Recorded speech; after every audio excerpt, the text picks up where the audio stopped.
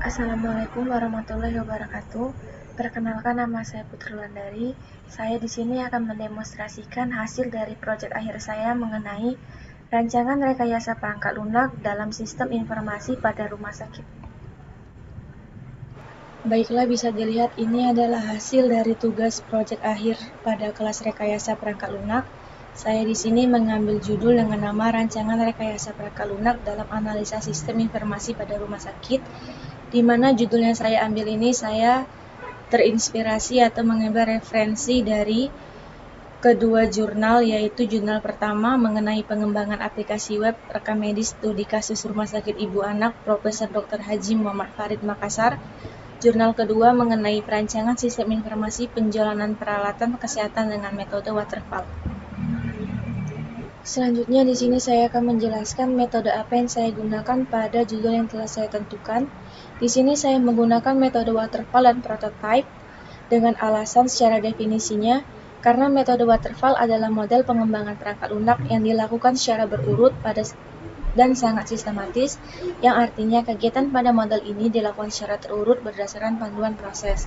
Alasan kedua ialah metode ini sesuai dengan kriteria dan kerangka kerja dari jurnal yang saya buat. Kemudian di sini saya akan menjelaskan tahap analisa dan perancangan, di mana tahap ini meliputi elemen-elemen apa saja yang dibutuhkan oleh sebuah sistem yang akan kita bangun. Di dalam tahap analisa dan perancangan ini terdapat tabel. Yang pertama, tabel karakteristik aktor, di mana tabel karakteristik aktor ini menjelaskan user-user apa yang akan kita gunakan. Di sini saya menggunakan user dokter, administrasi, apoteker, dan pasien, di mana user ini dapat mengakses atau memiliki karakteristik yang berlaku pada sistem yang akan kita buat. Contohnya, dokter di sini dapat mengetahui diagnosis penyakit pasien, dokter dapat mengetahui jadwal kontrol, check up, dan sebagainya. Bisa dibaca sendiri atau dilihat. Kemudian, pada tahap ini terdapat tabel kebutuhan fungsional pengguna, di mana tahap atau tabel ini menjelaskan user yang kita buat memiliki hak akses apa saja kepada fitur yang akan kita buat atau yang akan berlaku pada sistem yang akan kita gunakan. Sebagai contoh, user dokter dapat mengakses fitur login, profil utama, informasi kegiatan, input profil pasien, input jadwal, input kontrol, dan sebagainya. Kemudian, tabel terakhir adalah kebutuhan fungsional pengguna.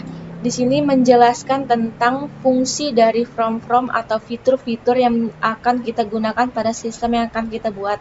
Sebagai contoh, di sini fitur atau from login berfungsi sebagai untuk menampilkan login untuk proses pendaftaran.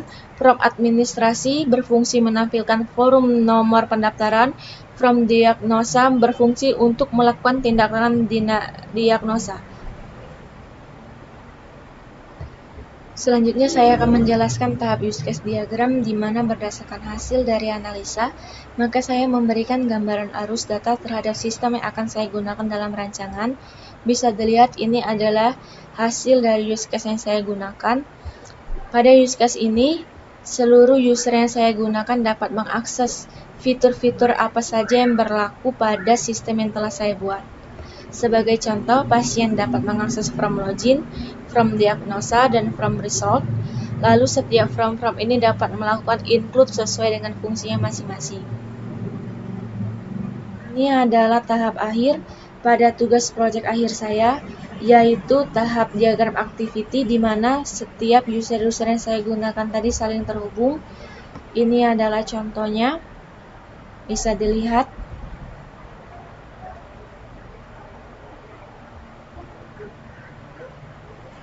Dengan berakhirnya penjelasan pada tahap diagram activity, maka berakhir juga penjelasan saya mengenai tugas proyek akhir rekayasa perangkat lunak dengan judul Rancangan Rekayasa Perangkat Lunak dalam Analisa Sistem Informasi pada Rumah Sakit.